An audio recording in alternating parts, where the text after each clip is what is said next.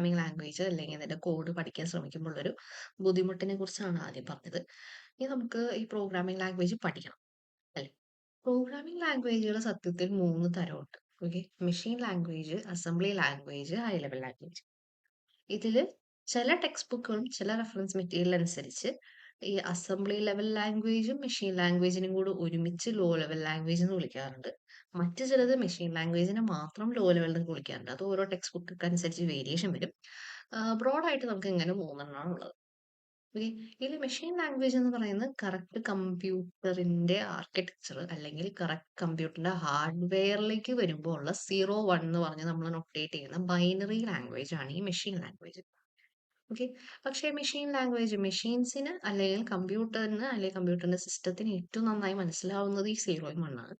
But നമുക്ക് ഇത് code ചെയ്യാൻ ബുദ്ധിമുട്ടായതുകൊണ്ട് പിന്നീട് അസംബ്ലി ലാംഗ്വേജ് എന്ന് പറഞ്ഞിട്ട് വേറൊരു ലാംഗ്വേജിന്റെ ഒരു സെറ്റ് ഉണ്ട്. ഈ ലാംഗ്വേജിൽ കുറച്ച് കാര്യങ്ങളൊക്കെ ഈ പറഞ്ഞ പോലെ 01 എന്ന് പറയുന്നത് കുറെ കോഡഡ് ആണ്. സീറോയും വണ്ണും പ്ലേസ് ചെയ്യുന്നതിനൊക്കെ അർത്ഥമുണ്ട്. അത് ഓരോ പ്രോഗ്രാമിനും ഓരോരോ അർത്ഥമൊക്കെ ആയിട്ടാണ് പറയാം. അതുപോലെ തന്നെ അസംബ്ലി ലാംഗ്വേജിൽ എന്താ പറയാ കുറച്ചും കൂടെ ഇംഗ്ലീഷ് വേർഡ്സ് അതായത് ആഡ് എന്ന് പറയുന്ന അഡീഷനും സബ് എന്ന് പറയുന്ന സബ്ട്രാക്ട് പിന്നെ LDA ലോഡ് ടു അക്യുമുലേറ്റർ അങ്ങനെയൊക്കെ കുറച്ച് സംഭവങ്ങളുണ്ട്. അപ്പൊ അതിൽ കുറച്ചധികം ബൈ ഹാർട്ട് ചെയ്യാനുണ്ട്. ബട്ട് മെഷീൻ ലാംഗ്വേജിനെ വെച്ച് നോക്കുമ്പോൾ കുറേയും കൂടെ പഠിക്കാൻ എളുപ്പമാണ്. And then comes high level language. ഇപ്പൊ C++, ജാവ ഇതെല്ലാം തന്നെ ഹൈ ലെവൽ ലാംഗ്വേജ് ആണ്. ആൻഡ് ഹൈ ലെവൽ ലാംഗ്വേജിൽ എന്താ പറയാ അസംബ്ലി ലാംഗ്വേജിനേക്കാളും കുറച്ച് കാര്യങ്ങൾ മാത്രം ബൈ ഹാർട്ട് ചെയ്യണം. അല്ലെങ്കിൽ ബൈ ഹാർട്ട് ചെയ്യാനും കുറേയും കൂടെ എളുപ്പമായിട്ടുള്ള ഹൈ ലെവൽ ലാംഗ്വേജ് ആണ്. ബട്ട് ഈ ഹൈ ലെവൽ ലാംഗ്വേജ് ആണെങ്കിലും അസംബ്ലി ലാംഗ്വേജ് ആണെങ്കിലും ഇത് നേരെ നമ്മുടെ മെഷീനിന് മനസ്സിലാവില്ല. മെഷീനിന് മനസ്സിലാവുക സീറോയും വണ്ണും തന്നെയാണ്. അപ്പൊ ഈ രണ്ടെണ്ണം എഴുതി പിന്നെ അതിനെ എന്താ പറയാ കൺവേർട്ട് ചെയ്യാൻ ട്രാൻസ്ലേറ്റ് ചെയ്യാൻ ട്രാൻസ്ലേറ്റേഴ്സ് ഒക്കെ ഉണ്ട്. അസംബ്ലർ, കമ്പൈലർ, ഇന്റർപ്രറ്റർ എന്നൊക്കെ പറഞ്ഞിട്ട്. അപ്പൊ അങ്ങനെയൊക്കെ കൺവേർട്ട് ചെയ്ത ശേഷമാണ് അത് മെഷീനിന് മനസ്സിലാവുള്ളൂ. that I just shared for your information. അപ്പോൾ പ്രോഗ്രാമിംഗ് ലാംഗ്വേജസ് ഈ 3 തരം ഉണ്ടെന്ന് നമ്മൾ പറഞ്ഞു. ഇതിൽ പ്രോഗ്രാമിംഗ് ആദ്യമായി പഠിച്ച് തുടങ്ങുന്ന ഒരാള് സ്റ്റാർട്ട് ചെയ്യുക in most of the cases high level language വെച്ചിട്ടായിരിക്കും. ഈ പറയുന്ന ഹൈ ലെവൽ ലാംഗ്വേജ് വെച്ചിട്ടായിരിക്കും. ആൻഡ് ഹൈ ലെവൽ ലാംഗ്വേജ് അത് എന്തുകൊണ്ട് പഠിക്കാൻ എളുപ്പമാണെന്ന് പറഞ്ഞു കഴിഞ്ഞാൽ അതിന്റെ മെയിൻ റീസൺ എന്ന് പറഞ്ഞാൽ ഇത് നമ്മുടെ ഹ്യൂമൻ ലാംഗ്വേജിന്റെ അടുത്ത് കൂടെ വരുന്ന ഇംഗ്ലീഷ് ലൈക്ക് ആയിട്ടുള്ള ലാംഗ്വേജസ് ആണ്. അതായത് നമ്മുടെ അസംബ്ലി ലാംഗ്വേജ് ആയാലും മെഷീൻ ലാംഗ്വേജ് ആയാലും ഈ രണ്ട് ലാംഗ്വേജസിനെ വെച്ച് കമ്പയർ ചെയ്ത് നോക്കുമ്പോൾ കുറേയും കൂടെ നമ്മൾ ഹ്യൂമൻ ബീയിങ്സിന് മനസ്സിലാക്കാൻ കുറേം കൂടെ എളുപ്പമുള്ളതുകൊണ്ട് ഒക്കെയാണ് ഹൈ ലെവൽ ലാംഗ്വേജസ് വെച്ചാണ് നമ്മൾ സ്റ്റാർട്ട് ചെയ്യുക. ഞാൻ നേരത്തെ ഷെയർ ചെയ്ത ഈ code that is just to read രണ്ട് നമ്പർ യൂസറുടെ കയ്യിൽ നിന്ന് എടുത്ത് നമ്മുടെ സം ഔട്ട്പുട്ട് ആയിട്ട് കൊടുക്കുന്ന ഈ പ്രോഗ്രാമും ഒരു ഹൈ ലെവൽ ലാംഗ്വേജിൽ നിന്നാണ്. ഇതിപ്പോ ആണ് യൂസ് ചെയ്തിരിക്കുന്നത് and it is a high level language. High level language is often told to be English like. But English like എന്ന് പറഞ്ഞാലും ഇത് കറക്റ്റ് ഓക്കെ കുറച്ച് ഇംഗ്ലീഷ് വേർഡ്സ് ഉണ്ട്. ബട്ട് പക്ക ഇംഗ്ലീഷ് നമ്മൾ സെന്റൻസുകൾ ഫ്രെയിം ചെയ്യുന്ന ഒരു രീതിയൊന്നും അല്ല ഇതിലുള്ളത്. അപ്പോ അവിടെ നമുക്ക് കുറച്ച് കാര്യങ്ങൾ കൂടി ഒന്ന് കറക്റ്റ് ചെയ്താൽ അല്ലെങ്കിൽ വേറെ അല്ലെങ്കിൽ നമുക്ക് കണക്ട് ചെയ്യാൻ വേറൊരു രീതിയും കൂടെ കിട്ടിയത് ഒത്തിരി കൂടെ സൗകര്യപ്രദമായിരിക്കും. അപ്പൊ അങ്ങനത്തെ ഒരു കാര്യം ഷെയർ ചെയ്യാനാണ് ഞാനിനി പോകുന്നത്. അപ്പോൾ ഞാൻ ഷെയർ ചെയ്യുന്ന രീതി എന്താണെന്ന് ചോദിച്ചിട്ടുണ്ടെങ്കിൽ വളരെ സിമ്പിളാണ്. നമ്മൾ പൊതുവെ മാത്സിൽ വേർഡ് പ്രോബ്ലംസിന്റെ ക്വസ്റ്റ്യൻസ് വന്നിട്ടുണ്ടെങ്കിൽ വേർഡ് പ്രോബ്ലംസ് എന്നല്ല ഒരുവിധം ഓൾമോസ്റ്റ് എല്ലാ ക്വസ്റ്റ്യൻസും ആൻസർ ചെയ്യുമ്പോൾ യൂസ് ചെയ്യുന്ന ഒരു ഫോർമാറ്റ് ഉണ്ട് അല്ലേ? ഈ ഫോർമാറ്റിനോട് കുറെ അധികം സിമിലർ ആണ് കമ്പ്യൂട്ടറിന്റെ അല്ലെങ്കിൽ നമ്മുടെ കമ്പ്യൂട്ടർ പ്രോഗ്രാമിംഗിൽ അല്ലെങ്കിൽ ഹൈ ലെവൽ ലാംഗ്വേജിലത്തെ പ്രോഗ്രാംസിന്റെ ഒരു ബേസിക് പ്രോഗ്രാമിലെ സിന്റാക്സ്. ആ ബേസിക് പ്രോഗ്രാമിലെ സിന്റാക്സ് കിട്ടിക്കഴിഞ്ഞാൽ പിന്നെ നമുക്ക് ഡെവലപ്പ് ചെയ്യാവുന്നേ ഉള്ളൂ. പിന്നെ അതിന്റെ ഓരോന്നിന്റെ അർത്ഥമൊക്കെ മനസ്സിലാക്കി ഡെവലപ്പ് ചെയ്യാവുന്നേ ഉള്ളൂ. അപ്പോൾ അത് ഇങ്ങനെയാണ്. അതായത് നമ്മൾ നമുക്ക് ക്വസ്റ്റ്യൻ കിട്ടും. എന്നിട്ട് നമുക്ക് ഈ ക്വസ്റ്റ്യനിൽ നിന്ന് കിട്ടിയ കാര്യങ്ങളെല്ലാം ഗിവൺ ഡേറ്റ എന്ന് പറഞ്ഞിട്ട് പിന്നെ താഴേക്ക് നമ്മൾ ആദ്യം തന്നെ എഴുതി വെക്കും. ഓക്കെ. എന്നിട്ട് അസംഷൻസ് നമ്മൾ ഉദ്ദേശിക്കുന്നത് വളരെ സിമ്പിൾ ആണ്.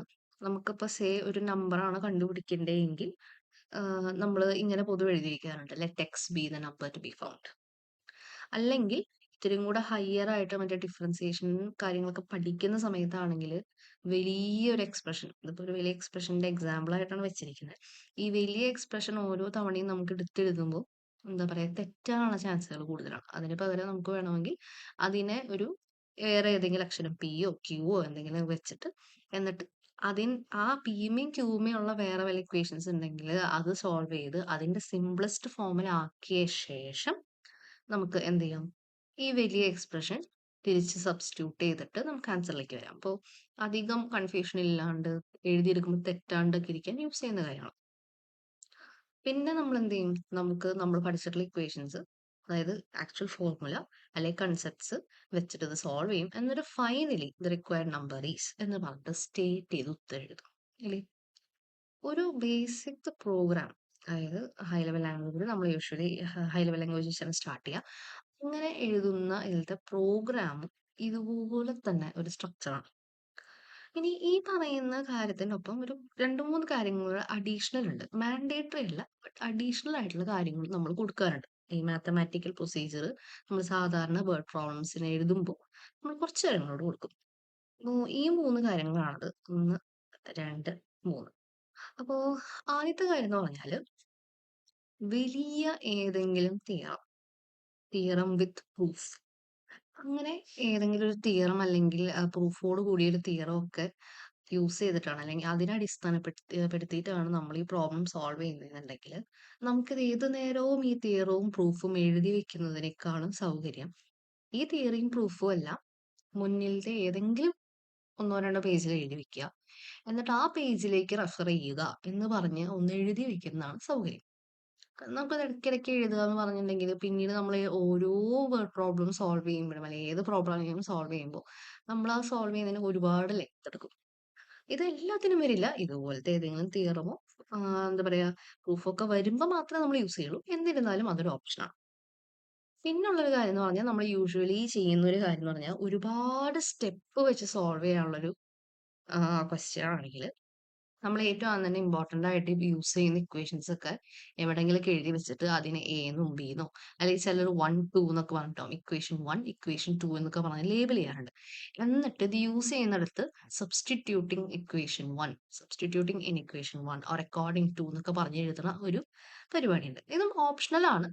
ഇത്രയും ലെങ്തി ആയിട്ടുള്ള ഒരു ആൻസറിങ് ആണെങ്കിലേ നമുക്ക് ആവശ്യം വരുള്ളൂ. പിന്നെ ഇതല്ലാണ്ട് ഉള്ള കാര്യം, ആഹ് ഈ പറഞ്ഞ കാര്യങ്ങൾ എഴുതിയാൽ തന്നെ അത്യാവശ്യം പരിപാടികളൊക്കെ നടക്കും.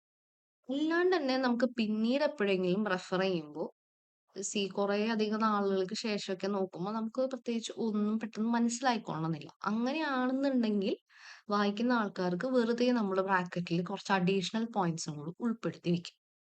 ഇതെല്ലാം നമ്മൾ നോർമലി ചെയ്യുന്ന കാര്യങ്ങൾ തന്നെയാണ്. ഓക്കെ. ഇങ്ങനെ നോർമലി നമ്മൾ ഒരു പ്രോബ്ലം ഒരു പ്രോബ്ലം സോൾവ് ചെയ്യുമ്പോൾ മാത്തമാറ്റിക്കലായിട്ട് യൂസ് ചെയ്യുന്ന ഈ പ്രൊസീജിയർ അല്ലെങ്കിൽ അതിലത്തെ ഇംഗ്ലീഷ് ഉണ്ടല്ലോ, ഈ ഇംഗ്ലീഷിനോട് കുറച്ചധികം സിമിലർ ആണ് നമ്മുടെ computer പ്രോഗ്രാമിംഗിന്റെ basic structure.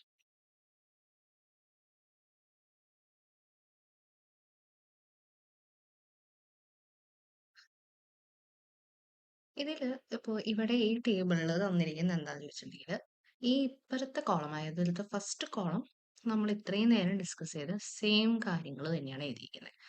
Given data എഴുതുന്നു, അസംഷൻസ് എഴുതുന്നു, ഇക്വേഷൻസ് ഉപയോഗിക്കുന്നു, പിന്നെ സോൾവ് ചെയ്ത ശേഷം ഉത്തരം എഴുതിയെടുക്കുന്നു എന്നതും അതുപോലെ തന്നെ ഓപ്ഷണൽ എന്നുള്ള രീതിയിൽ പറഞ്ഞിട്ടുള്ള കാര്യങ്ങൾ, അതായത് വലിയ തീരത്തിന്റെ പറയുന്ന ഓപ്ഷണൽ, പിന്നെ സബ്സ്റ്റിറ്റ്യൂട്ടിംഗ് ഇക്വേഷൻ എ അല്ലെങ്കിൽ ഇക്വേഷൻ 1 എന്ന് പറയുന്ന ഓപ്ഷൻ, പിന്നെന്താണ് അഡീഷണൽ ആയിട്ടുള്ള ഇൻഫോ ഫോർ പിന്നീട് റെഫർ ചെയ്യുമ്പോൾ മനസ്സിലാക്കാനൊക്കെയുള്ളത്.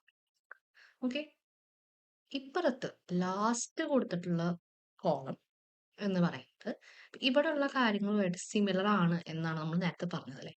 അപ്പോൾ അങ്ങനെ സിമിലർ ആയി വരുന്നത് എന്തൊക്കെ, അതായത് ഇവിടെ ഗിവൻ ഡാറ്റയും അസംഷൻസും ആണെങ്കിൽ നമ്മുടെ പ്രോഗ്രാമിംഗ് ലാംഗ്വേജിൽ, ഈ പ്രോഗ്രാമിന്റെ സ്ട്രക്ചറിൽ, ഒരു ഹൈ ലെവൽ ലാംഗ്വേജിന്റെ സ്ട്രക്ചറിൽ ഇത് മിക്കവാറും ഡിക്ലറേഷൻസും അസൈൻമെന്റ്സും അതുപോലെ തന്നെ റീഡിംഗ് ഇൻപുട്ട് യൂസറുടെ കയ്യിൽ നിന്ന് വായിക്കുന്നത് പോലെയായിരിക്കും. വായിക്കുക അല്ലെങ്കിൽ വാങ്ങിക്കാം, ഇൻപുട്ട് ചെയ്ത് വാങ്ങാം, അതുപോലെയായിരിക്കും. അങ്ങനത്തെ എന്താ പറയാ, ഇവിടെ വരുന്ന ഈ ഒരു സംഭവത്തിനോട് സിമിലർ ആയിട്ട് വരുന്നത് ഹൈ ലെവൽ ലാംഗ്വേജിൽ ഇവിടെ എന്താണ് സിമിലർ എന്നുള്ളതാണ് ഇപ്പുറത്തെ സൈഡിൽ ലാസ്റ്റ് കോളത്തിൽ എഴുതിയിരിക്കുന്നത്. ഇനി ഇതിന് ഇടയിൽ എഴുതിയിരിക്കുന്നത് ഒരു സാധാരണ വരുന്ന respective of any programming language, ഏത് ഹൈ ലെവൽ പ്രോഗ്രാമിംഗ് ലാംഗ്വേജ് ആണെങ്കിൽ കൂടിയും ഒരുവിധം എല്ലാവിടെയും ഉള്ള പ്ലേസിംഗ്, അതായത് ഏറ്റവും ആദ്യം ഇവിടെ ഇമ്പോർട്ട് ഇൻക്ലൂഡ്, അത് കഴിഞ്ഞ് ഡിക്ലറേഷൻ അസൈൻമെന്റ്സ്, ആ ഒരു ഓർഡറിംഗ് ആണ് ഇവിടെ നടുവിലുള്ള കോളത്തിൽ കൊടുത്തിരിക്കുന്നത്. ഓക്കെ, ഇതൊക്കെയാണ് ആ കാര്യങ്ങൾ. ഇനി ഇതെന്താണ് ഏതാണെന്നുള്ളത് നമ്മൾ പിന്നീട് നോക്കും. അതുകൊണ്ടാണ് ഇപ്പൊ ഇവിടെ ഞാൻ ഒത്തിരി എന്താ പറയാ വളരെ ബ്രീഫായിട്ട് പറഞ്ഞു. ഓക്കെ, ഇനി ഇതും അതേ ടേബിൾ തന്നെയാണ്. അപ്പൊ ഇതും നേരത്തെ സ്ലൈഡിൽ നമുക്ക് ഉണ്ടായിരുന്നത്, സോറി, നേരത്തെ സ്ലൈഡിൽ ഇവിടെ ഇങ്ങനൊരു സംഭവം ഉണ്ടായിരുന്നു അല്ലേ? ഓക്കെ, അതേ സംഭവങ്ങൾ തന്നെയാണ് ഇപ്പുറത്തെ ഈ സ്ലൈഡിലും വെച്ചിരിക്കുന്നത്. ആകെ ഒരു ഒറ്റ വ്യത്യാസമുള്ളൂ. ഇവിടെ ഈ രണ്ട് സെക്ഷൻ ആയിട്ട് ഈ ഒരു ടേബിളിൽ അങ്ങനെ തന്നെ ഡിവൈഡ് ചെയ്തിട്ടുണ്ട്. അതിൽ മേലെ കിടക്കുന്നത് കമ്പൽസറി ആയിട്ട് വരുന്ന കമ്പോണൻസും, അത് ബോത്ത് നമ്മുടെ മാത്തമാറ്റിക്കലി നമ്മളൊരു പ്രോബ്ലം സോൾവ് ചെയ്യുമ്പോൾ യൂസ് ചെയ്യുന്ന സ്റ്റെപ്സിൽ കമ്പൽസറി ആയതും, അതുപോലെ തന്നെ ഹൈ ലെവൽ ലാംഗ്വേജിനും കമ്പൽസറി ആയിട്ടും കമ്പോണൻസും, ഇപ്പുറത്ത് ഇറസ്പെക്റ്റീവ് ഓഫ് അത് ഓപ്ഷണൽ ആണെങ്കിലും കമ്പൽസറി ആണെങ്കിലും ശരി, കറക്റ്റ് പ്ലേസിംഗിൽ 1, 2, 3 ആദ്യം വരുന്നത്, രണ്ടാമത് വരുന്നത്, മൂന്നാമത് പൊതുവെ വരുന്നത്, ആ ഒരു ഓർഡറാണ് ഇവിടെ വെച്ചിരിക്കുന്നത്. ബാക്കിയൊക്കെ സെയിം ആണ്. ഓക്കെ, ഇനി നമ്മൾ എന്താ ചെയ്യാൻ പോകുന്നതെന്ന് വെച്ചിട്ടുണ്ടെങ്കിൽ നമ്മൾ ഇതിലത്തെ ഓരോ കാര്യങ്ങളും കൺസിഡർ ചെയ്യും. ഓക്കെ, ആദ്യം തന്നെ ഈ 3 കാര്യങ്ങളായിരിക്കും കൺസിഡർ ചെയ്യുക. എന്നിട്ട് ലാസ്റ്റ് വരുന്ന 3 കാര്യങ്ങൾ. ഫൈൻ. അങ്ങനെയായിരിക്കും ഇതിന്റെ ഒരു സംഭവം. ഓക്കെ, അപ്പൊ നമുക്കത് ഓരോന്നോരോന്ന് നോക്കാം.